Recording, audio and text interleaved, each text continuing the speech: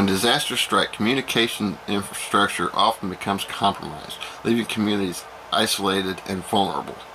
In these critical times, amateur radio, also known as ham radio, emerges as a vital lifeline, providing essential communication channels for emergency response, relief efforts, and community outreach. Welcome to New Ham Basics. I'm your host, KD9ZRO, coming at you with another research video.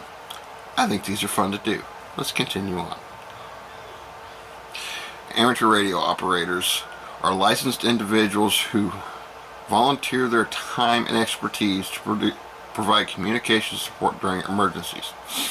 They operate on a worldwide range of frequencies, including VHF, UHF, and HF, which allows them to reach distant locations and penetrate areas where other forms of communication may be unavailable. During disasters, ham operators can establish emergency communication networks. I don't know why I got tripped up there.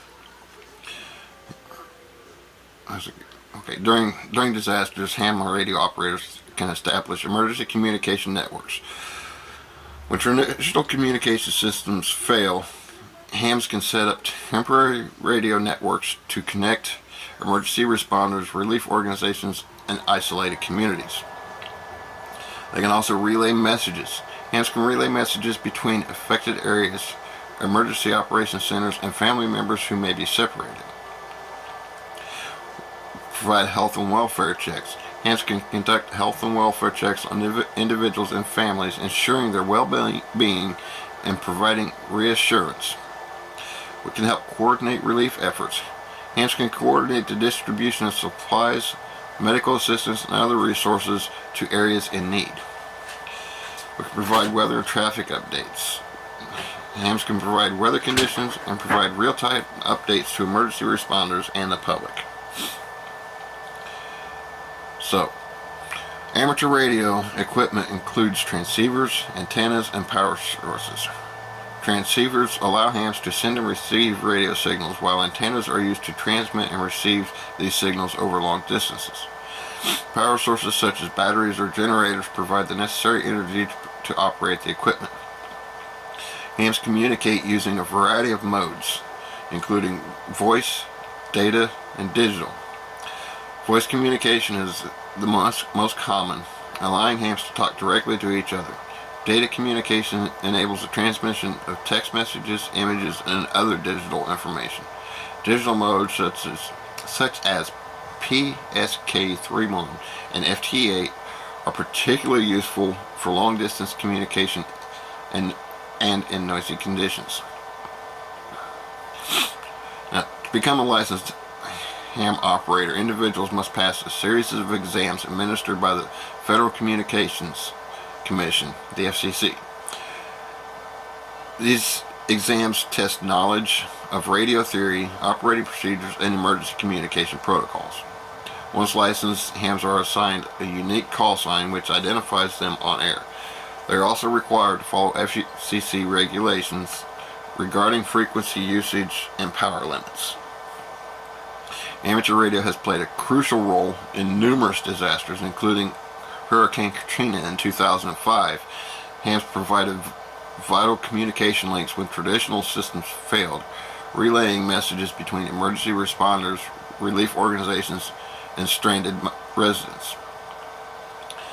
During the earthquake in Haiti in 2010, hams established a communication network that allowed relief workers to coordinate their efforts, and provide assistance to affected communities.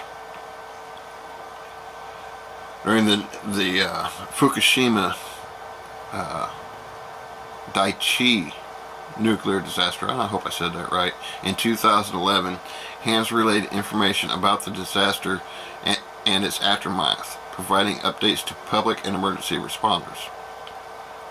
During the COVID-19 pandemic that ranged from 2020 to 2021, hams assisted with contact tracing. Okay, I don't even know what that one was. But contact tracing provided health and welfare checks, and maintained communication between isolated individuals and their families. Several benefits to amateur radio in disasters. One is reliability. Amateur radio is a reliable form of communication that can operate even when other systems fail. The flexibility. Hams can set up and operate their equipment in a variety of locations, including remote areas and areas with damaged infrastructure. The independence. Amateur radio operators are independent of commercial networks and communicate directly with each other without relying on external infrastructure. And volunteerism. Hams volunteer their time and expertise to provide communication support during emergencies without expecting compensation. And the community involvement. Amateur radio fosters a sense of community and encourages individuals to participate in disaster preparedness and response efforts. So, amateur radio is an indispensable tool in disaster response, providing a vital lifeline for communication when traditional systems fail. Hams volunteer their time and expertise to establish emergency networks, relay messages, coordinate relief efforts, and provide health and welfare checks. By embracing the power of amateur radio, communities can enhance their resilience and ensure that communication channels remain open in times of crisis. I heard this recently. I was listening to the scanner radio and watching news reports that were getting uploaded here on YouTube, and I'd been watching the weather, so kind of knew what was going on. It was a day that I'd been out spotting as a weather spotter with Skywarn, and things didn't go right on my end. I wasn't properly informed what frequency I needed to be on to communicate with our coordinator, but ultimately that evening I got to watching the weather some more, and I got to watching the news reports that were coming in, and there was a tornado that pretty much devastated a town not too far from me. I'd say maybe 40 miles away, and I was listening to the communications over the scanner radio, and of course I was listening to municipal communications, you know, the fire and ambulance and rescue and police and all that, but you could hear at times, especially when messages were getting relayed back to their net controller or whatever, dispatch, whatever they call it, I could hear the amateur radio net controller receiving and relaying messages to the recognized services through their dispatcher, and vice versa. The recognized services out in the field were relaying messages back to dispatch that were getting relayed to the EMA and get relayed back out to the amateur operators. So the coordination does happen. Don't let anybody tell you it doesn't. It does happen. And so, you know, that's just another good reason, if you haven't already gotten into the amateur radio hobby, that's another good reason to get into it, especially if you're the type of person that wants to do something for their community. You know, it's almost, I want to say almost indispensable, but I mean, really, with the infrastructure failures we've had recently, amateur radio once again is becoming not only an indispensable tool, but it's becoming a vital tool for disaster response.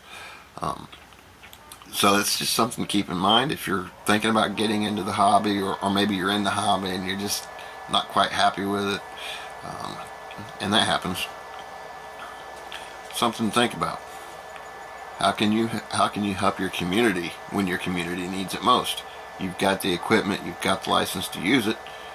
Put it to work for your community. If you're not happy with the social aspect and the fun aspect of the amateur radio hobby, but you're, you got the personality or the heart or whatever you want to say that you want to help your community and be involved in the community in some way, even if it's just behind the scenes. Amateur radio is your doorway. A disaster happens, you fire up your system, you get in the communication loop, and now you're helping your community. I believe we're gonna, looks like, going through my list of research videos, we're going to be looking into ARES, RACES, and EMA, all individually. So stick around as we go through the various entities that you can get involved with in order to get involved with community relief efforts.